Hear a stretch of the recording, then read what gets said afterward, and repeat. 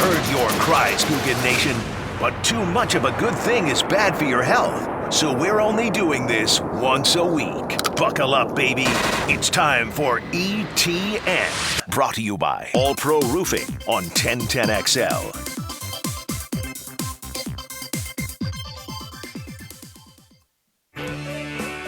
Oh, yeah. Here we go. Let's light it up, man. Let's light this candle. Let's get it on. Let's do this. I want blood. Let's do it. I'll come out swinging. Who's our guest Guggen judge today? TJ. T to the J. Yes, sir. TJ. That stands for you're terrible, Jeff. Wow. Mean-spirited. Hello, TJ. Hey, what's going on? How you doing? Good. How you doing? Are you eating breakfast? No. Okay. Are you asking me a question? I'm sorry. I was eating my breakfast. Yeah, that's our guy last week. Yeah. He got off to a bad start, TJ. We're just making sure you don't have your mouth full.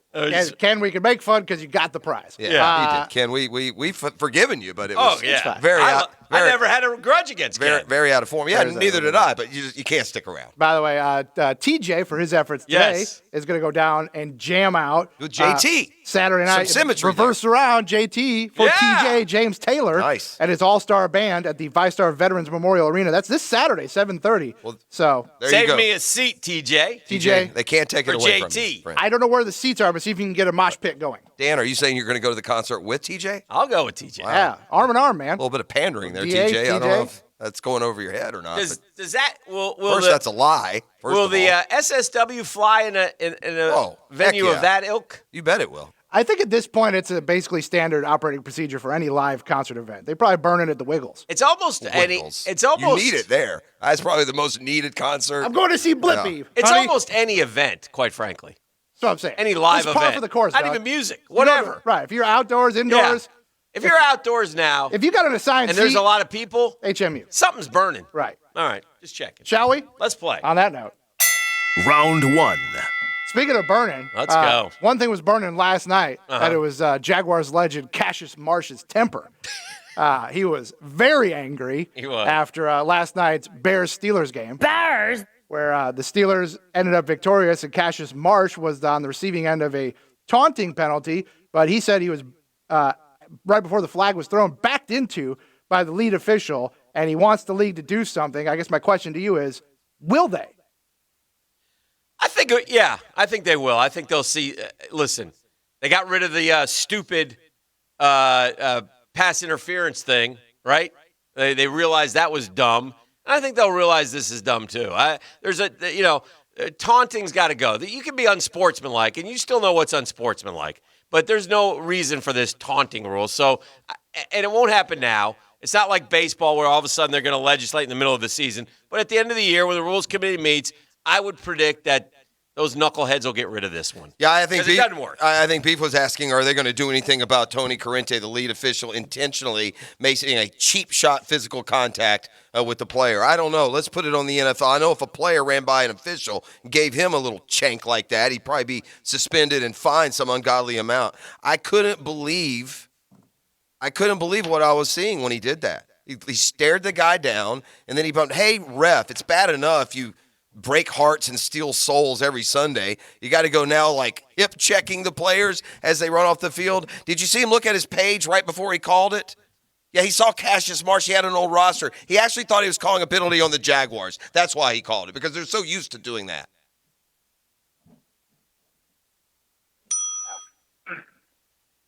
TJ? Yeah, winner Jeff. Round two. Beef, was that the question? Were you asking about Tony Corrente? I was more so asking about Corrente, Okay. but I left it open to interpretation. I missed that one. You went your own way, Dan. I did. That was last week. That was the Eagles. Round two, keeping it going. It's looking more and more so like, despite clamoring for many NFL fan bases. What? I just totally missed that. Yeah, thank you. You're ready to pounce on me. I did not. No.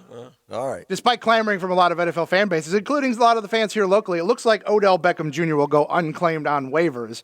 He's still obviously a tremendous talent, but in your estimation, how much can he help a contending team once he clears waivers and becomes a free agent? Well, his recent resume would say not much, but there is a talent and a likability. Believe it or not, Odell Beckham's greatest, characteristic here, as he picks a new team or a new team picks him, is that within the player circle, he's a likable dude. Like, he's not a locker room problem. He's not a cancer per se, but you got to really be careful if you got a young quarterback, right? Because Odell is going to be personality and ball dominant. Personally, unless I'm a team that's got nothing to lose, I wouldn't waste my time on Odell Beckham Jr. based on what I've seen the last 3 or 4 years. And then the way it ended, in Cleveland was very off-putting as well, particularly when his dad got involved. So, but you know what? Randy Moss went away for a year or two. We thought he didn't have any talent left, and he resurrected in New England. So Odell on a contender that really needs him and will use him could probably make at least a slight impact. Yeah, no, he's done. The injuries have piled up over Odell Beckham Jr.'s career. He can't – he's and if you're only going to catch, 40, 50 balls a year – and there's going to be issues around you, then you're not worth it. So teams will be very hesitant to take him. Look, has he signed yet? He went through waivers, so now go through free agents. So he hasn't signed yet, and that's my point. Yeah. So well, they can't until today. They did it won't be yesterday. claimed. Yeah. Today he goes through waivers. Yeah. So no, I don't see Odell Beckham Jr. And look, the only teams that are going to sign him are teams that have a mature, strong locker room and a mature, strong franchise quarterback. So that eliminates half the teams right there. So. And one of them will take a shot at him, but no, I don't think he's going to help you a bit. Winner Dan. Yeah! Round 3. He understood the question, heard the question. and he won. I comprehended the question, and I answered the question. I don't like the way he's looking at me. I'd like to subtract 1 point for taunting, since apparently now if you look at somebody from 6 feet away or, intimidating, I can't go on now. I'm having a panic attack from the way that Dan just looked at me from 6 feet. Taunting. You've intimidated Taunting. Well, if you walk by me, I will hip check. Exactly. There's another one. Same thing. Dirty. Dirty, rotten officials. Round 3, Jeff, you sort of teased this topic going to the break. Of course I did. I'm prescient that way. Yesterday, the finalists for the Major Baseball Awards were announced.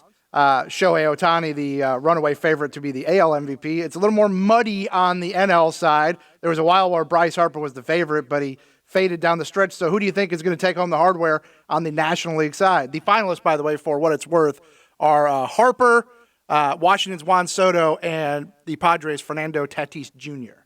Yeah, I'd like to leave it vacant this year, quite honestly. If I want to give it to a guy on a team that didn't win, and, look what all 3 of these guys have in common, then I would want a guy like you remember when Hawk Dawson won it? Yes, in last place. Yes, but he had monster year. Way better than everybody else. So in that respect, I got no problem with a guy coming off a bad team winning it. But these guys, Soto missed a bunch of games. Harper was dormant for half a season. And then Tatis Jr., if I have to give it to somebody of those 3, I'm going to give it to Tatis Jr. just because I like him the most. Jeff? Bryce Harper went to Atlanta the last week of the season with the division up in the air, and he went 0 for 11 with 7 strikeouts. Bryce Harper's about as much an MVP as Dan Hicken is to this baseball season. That's so just much. Ridiculous that he even made the list. So therefore, the award itself is going to be the hollowest it's ever been. Juan Soto, great player. You don't give the MVP to guys because they're great players. Tatis, completely unavailable for most of the year. You got to go back and give me 3 new candidates before I tell you one of those 3 jokers is the most valuable player in the National League. You know who the most valuable player is in the National League? Braves GM Alex Anthopoulos. That's who. Here we go. Winner Jeff. Go Braves. Round 4. Oh, no. Oh, no. Now, Dan, No. you almost be justified a storm out here. You had the Go same answer as Braves. Round 4. That's all right. I'll press on. I'm not Okay. a quitter. Round 4, we shift gears to the hardwood, where a rumor percolated throughout the day yesterday. Yes, it in was the association, percolating. Where Ben Simmons, still at odds with the Philadelphia 76ers, a rumor was circulating that the Celtics, who are scuffling out of the gate, had interest in swinging a deal for the former number 1 pick that would likely have to involve Jaylen Brown.